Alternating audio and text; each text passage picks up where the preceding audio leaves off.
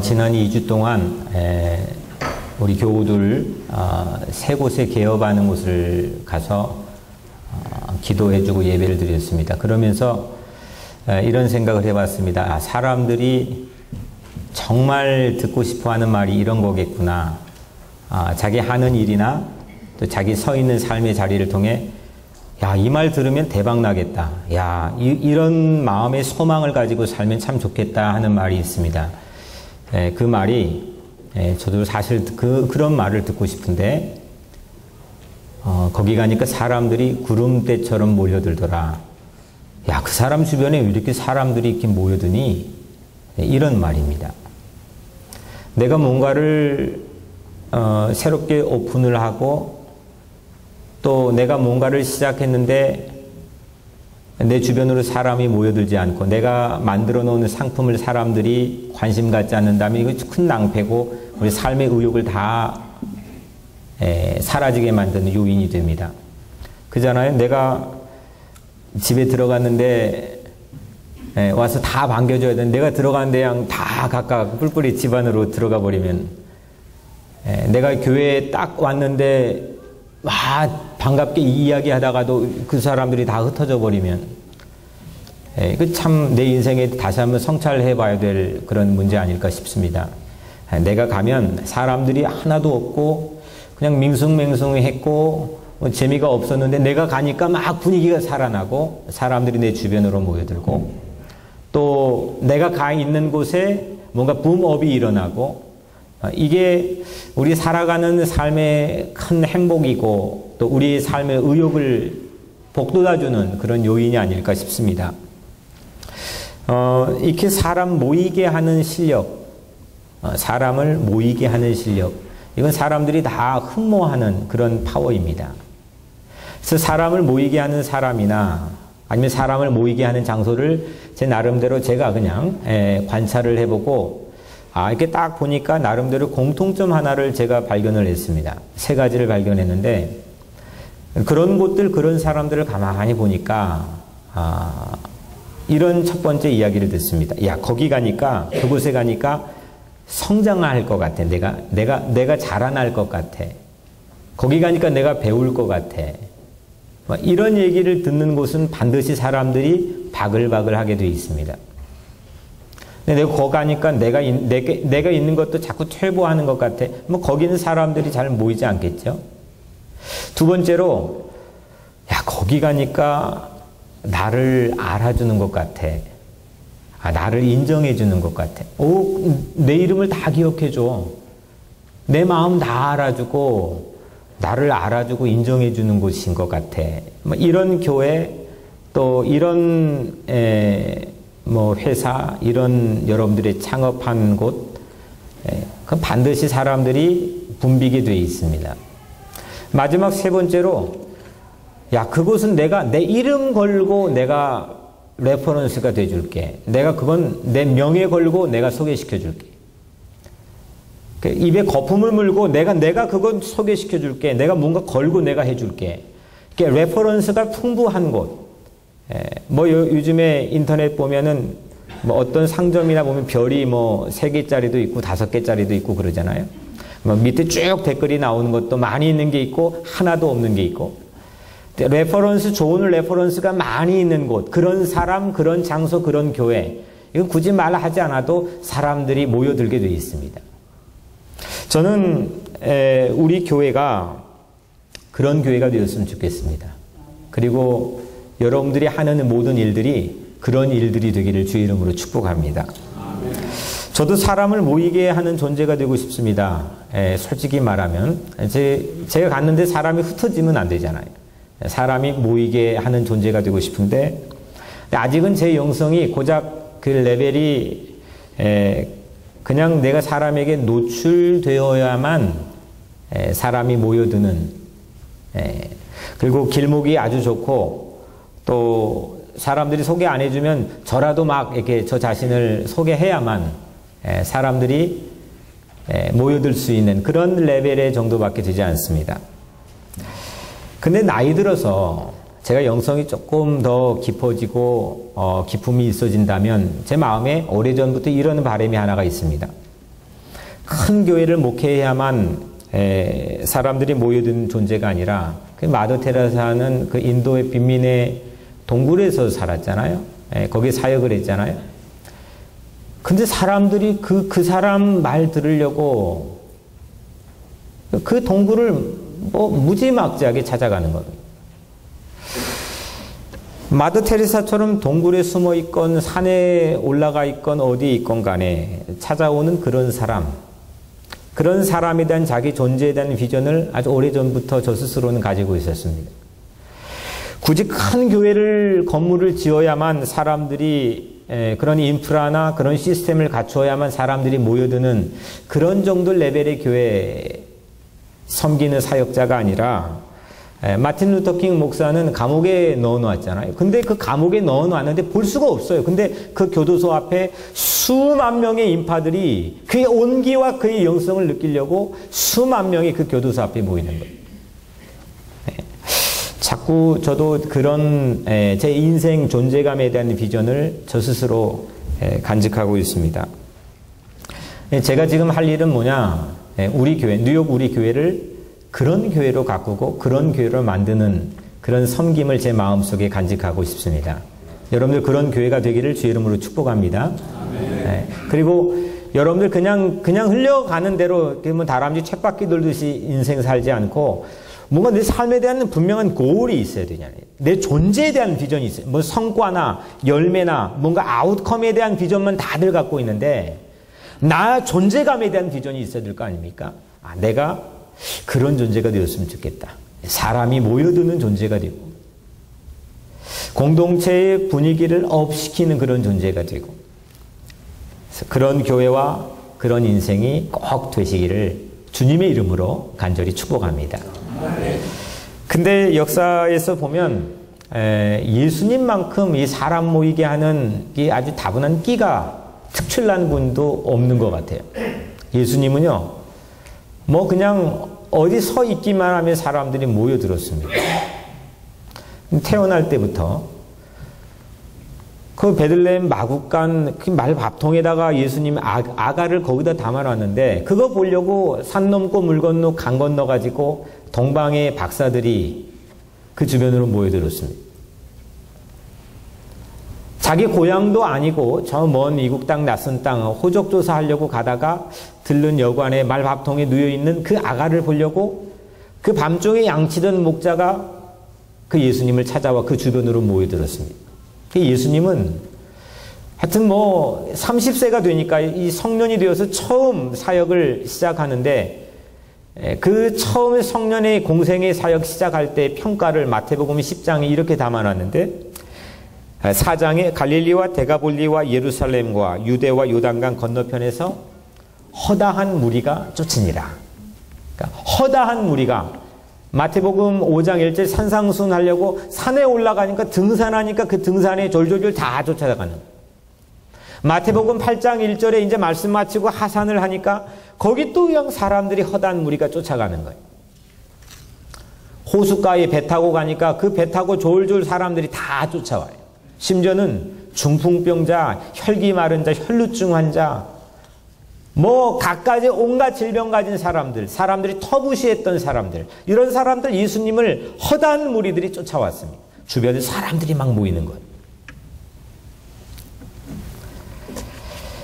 어부였던 베드로와 안드레도 예수님을 쫓았고 심지어는 매국노라고 사람들이 거들떠보지도 않았던 세리였던 마태도 예수님을 쫓았습니다. 콤파스가 있으면 이 콤파스의 중심이 있잖아요. 동심원을 그리는 중심이. 마치 그것처럼 예수님이 뭐 어디를 가나 어디에 서 있어도 무엇을 하든지 사람들이 인산인해 바글바글 붐볐다는 거예요. 내가 여기서 악기를 배워서 악기를 연주하는데 아무도 없다고 생각해봐요. 제가 열심히 설교 준비를 해가지고 설교를 하는데 여기 아무도 앉아있지 않다고 생각해봐요. 참 비참한 겁니다. 예수님께서는 자기 삶의 존재감의 모습을 우리에게 보여줬는데 태어날 때부터 사람들이 그 주변으로 모여들었다는 거예요. 예수를 믿는 사람은 그러면 어떻게 해야 돼요? 예수를 믿는 사람도 마찬가지로 예수의 마음을 가지고 살면 사람 사람들이 모여들게 돼 있어요. 오늘 본문에서 예수님 중심으로 12명이 모였습니다. 많은 숫자도 뭐 여기 있는 사람보다도 턱없이 적은 숫자가 딱 12명이 예수님 주변으로 모이는데, 오늘 우리가 읽은 이 말씀의 이 짧은 이 모습은 이후에 아주 역사적인 모습이 되는 거예요. 역사적인 회담이 되는 거고 역사적인 미팅이 되는 겁니다. 왜냐하면은 이 예수의 운동이 그 시대와 장소에만 국한하지 않고 국경을 넘어서고 시대를 넘어서고 인종을 넘어서고 수많은 경계를 넘어서서 여전히 예수의 그 수많은 사람들이 예수 주변으로 모여들 수 있는 결정적인 역할을 한 것은 바로 이 모여있는 12명 때문에 그렇게 된 거예요.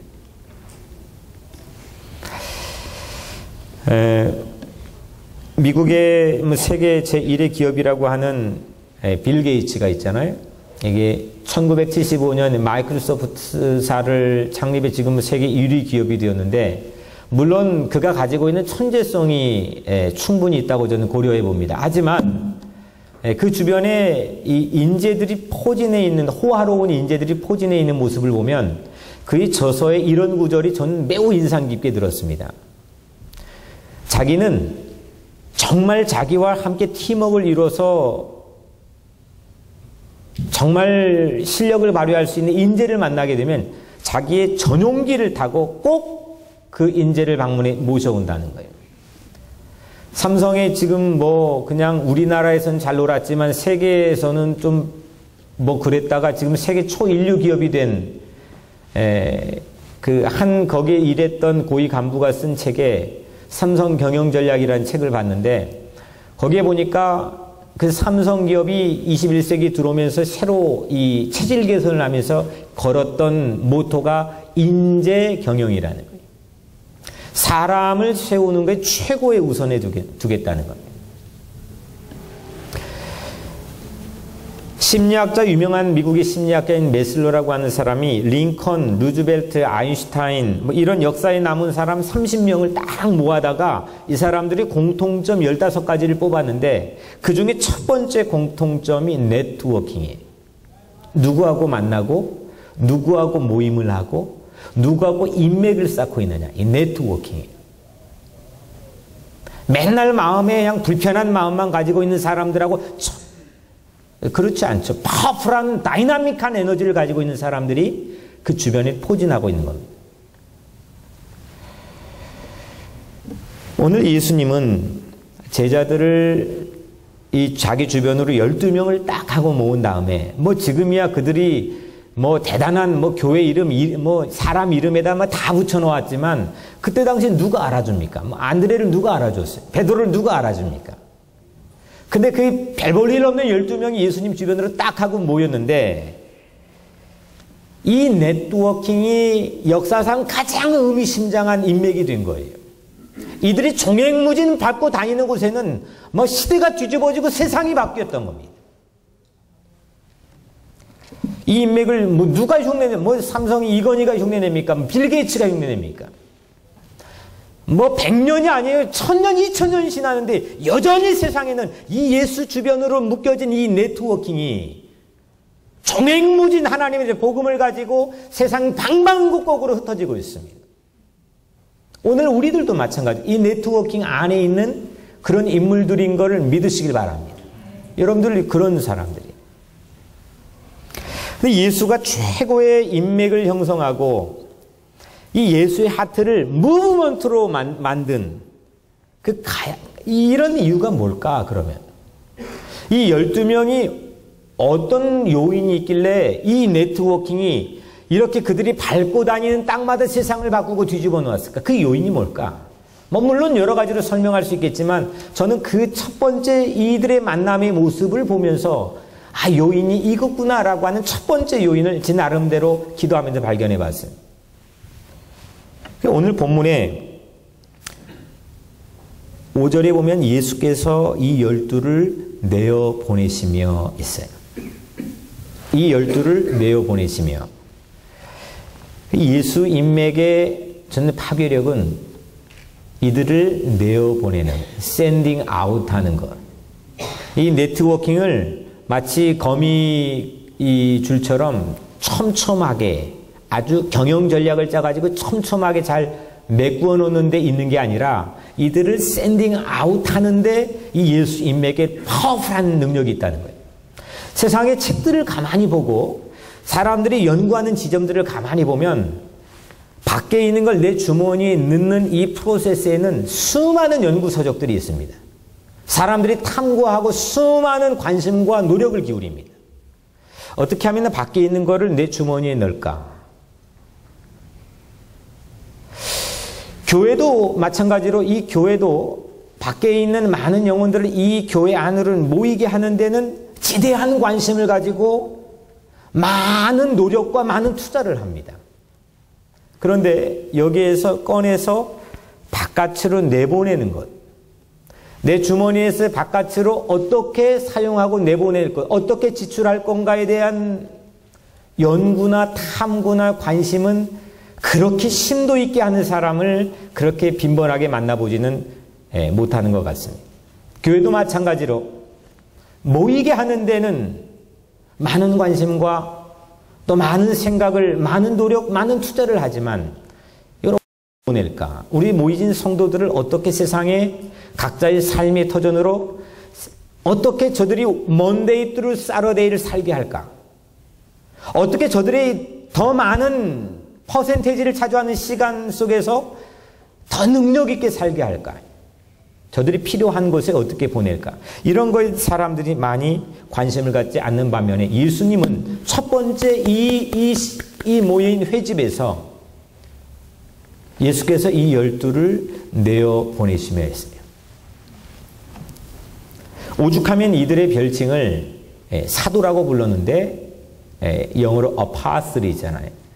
근데 이 뜻은 보냄받은 사람, 파송받은 사람. 그러니까 오죽하면 자기 아이덴티티가 나는 보냄받았다 뭐 이런 거예요.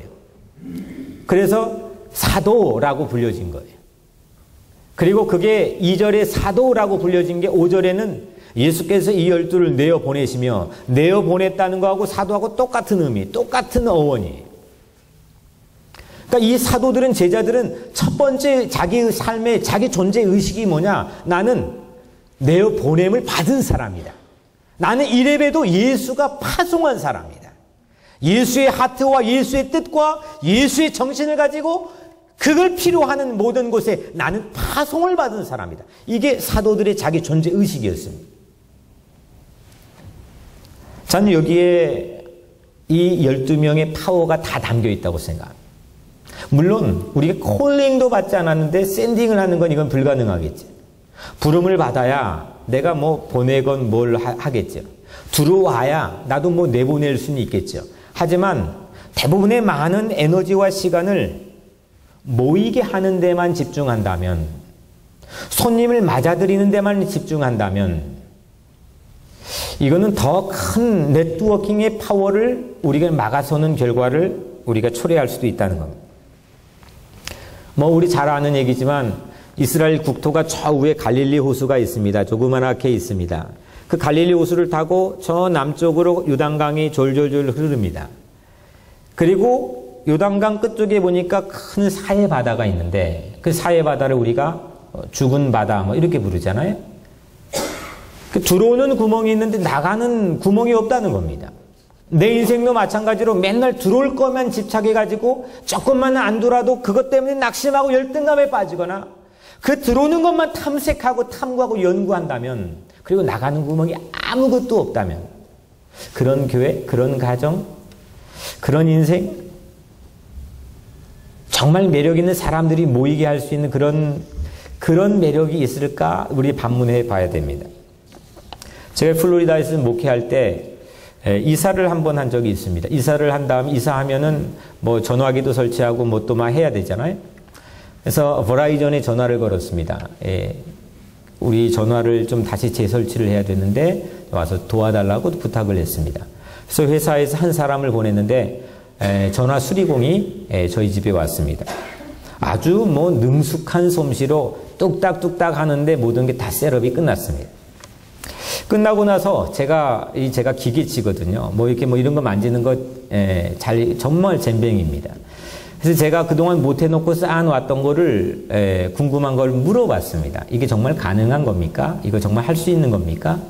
뭐 도와달라는 게 아니고 물어봤습니다. 그런데 이분이 팔을 걷어붙이고 이분은 시간이 돈인 분이에요.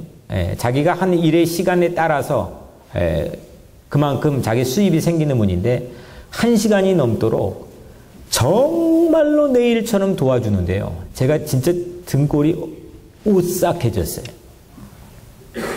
와, 그냥 단순히 도와달라고 한 게 아니라 뭐 물어본 건데 모든 일을 도와준 거예요. 그리고 나서 제가 이 말씀을 드린 이유는 그리고 나서 이분이 저에게 아주 매우 감동적인 말을 했습니다. 그분이 저에게 이렇게 말했습니다. 오늘 제가 당신 집에 온 거는 물론 버라이즌 상부 이 회사의 지시로 내가 당신 집에 연락을 받고 왔지만 사실 내 마음속엔 나그네 같은 당신을 돕게 하려고 하나님께서 나를 보내셨을 거예요. 이렇게 말하는 거예요. 물론 한국말로는 안 하고 영어로 이렇게 저에게 말하는 거예요. 제가 목사인지는 모르고 그리고 저에게 마지막 말로 이렇게 했어요. 오늘 나는 당신 때문에 너무 so happy했습니다. 이 말을 듣고 있던 저는 진짜 등줄기 전기가 쫙 하고 오는 것 같아요. 저도 뭐 그래도 명색이 신학교 졸업하면서 부름받아 나선이 몸 하면서 나왔거든요. 그리고 아골골짝 빈들에도 어디든지 가오리다 하고 나왔어요. 지금 뭐 제 마음이 솔직한 마음이 성찰이 어떨지는 모르겠지만 여하튼 그렇게 하고 나왔어요. 소명감이 사명감이 뭔지 세상에 필요한 것을 파송받은 그런 마음과 결단을 가지고 나왔어요. 그런데 이렇게 충격적인 얘기를 프랙티컬하게 들은 적 거의 처음이었던 것 같아요. 내가 당신을 위해서 왔는데 하나님이 당신 같은 나그네 같은 이민자에게 나를 아마 보내셨을 거예요. Today 나 오늘 너무너무 행복했어요. 당신 때문에. 그리고 자기 차에 가서 뭔가를 꺼내왔어요. 그리고 제게 딱 보여줬는데 아주 정말 날띠 낡은 얼마나 읽었는지 모르겠는데 날띠 낡은 성경책 한 권하고 얼마나 만졌는지 모르겠지만 그냥 달고 다른 큰 데모 하나를 저에게 가져와서 보여줬어요. 자기 차 옆에 바로 운전석 옆에서 꺼내가지고 보여준 거예요. 저는 그분이 한 말입니다. 저는 데모스를 만지면서 늘 예수님 못 박힌 손을 생각하고 그 예수님 못 박힌 손으로 나를 밀어주면서 세상에 필요한 곳에 나를 보냈다는 그런 마음을 가지고 살고 있습니다. 아, 이런 얘기를 제게 해주는 것. 오늘도 이 말씀을 준비하면서 그런 의식으로 한번 다시 재무장해 봤어요. 아, 오늘 조 목사의 등을 예수님이 피 묻은 못자국 난 손으로 등을 쫙 밀어주면서 저 필요한 영혼이 기갈하고 말씀이 기갈해서 피곤한 저들의 삶에 나를 보내줬다라는 의식을 가지고 오늘 써봤습니다. 오늘 여러분들도 각자의 삶의 주변에 있는 모든 사람들에게 그렇게 보냄받은 자라는 의식을 가지고 여러분들이 살게 되면 여러분들의 삶이 어떨까요? 저는 분명히 달라질 거라고 생각합니다. 우리 모두는 보냄받은 사람들입니다. 남편을 섬기기 위해 하나님에게 보냄받은 사람, 그게 누구예요? 아내.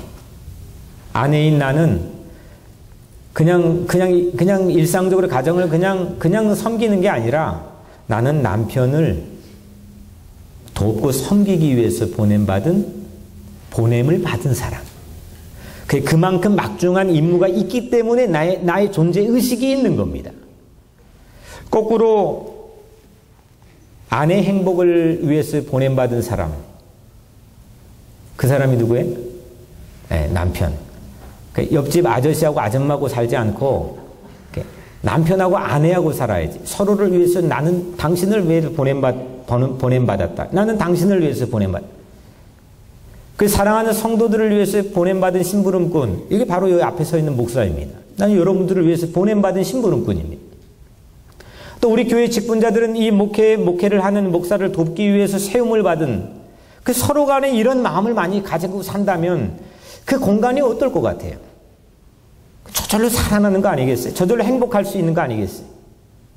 모두 저 사람 나에게 이걸 분명히 내가 하나 줬으니까 이거 하나는 0.5개라도 줘야 되는데 왜 나에 안 들어오지? 이것만 의식하고 살면 서운해지는 거예요. 근데 내가 누군가를 위해서 보냄을 받은 사람, 이건 사고의 혁명입니다. 이건 생각의 완전한 패러다임이 전환되는 겁니다.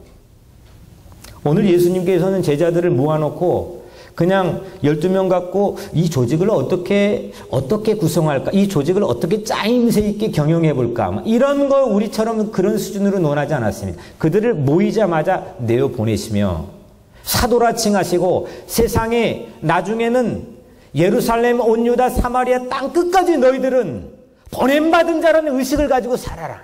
너희들이 감옥에 가든 어떤 자리에 처하건 누구를 만나건 그 의식을 잃지 마라. 이게 제자들입니다. 이게 예수를 따르는 사람들입니다. 오늘은 우리 아르헨티나의 젊은 선교사님 부부를 파송하는 예배를 우리가 드렸습니다. 낡은 대못을 만지면서 그 낡은 성경을 만지면서 저에게 파송받은 사명이라는 것을 깨닫게 해준 그 전화수리공, 그 전화수리공처럼 이 두 분도 저는 아르헨티나에서 그런 사역을 꼭 하기를 주의 이름으로 축복합니다. 거기에 우리가 이름도 성도 삶의 형편도 알지 못하는 그런 친구들 이웃들이 거기에 있을 거 아니에요. 그분들에게 나는 보냄받은 사람, 사도라는 선교사의 사명 의식을 잃지 않고 살 수 있도록 우리는 뒤에서 기도로, 사랑으로, 관심으로 그렇게 밀어주는 역할들을 여러분들은 그런 보냄받은 자라는 의식을 가지고 살기를 주의 이름으로 축복합니다.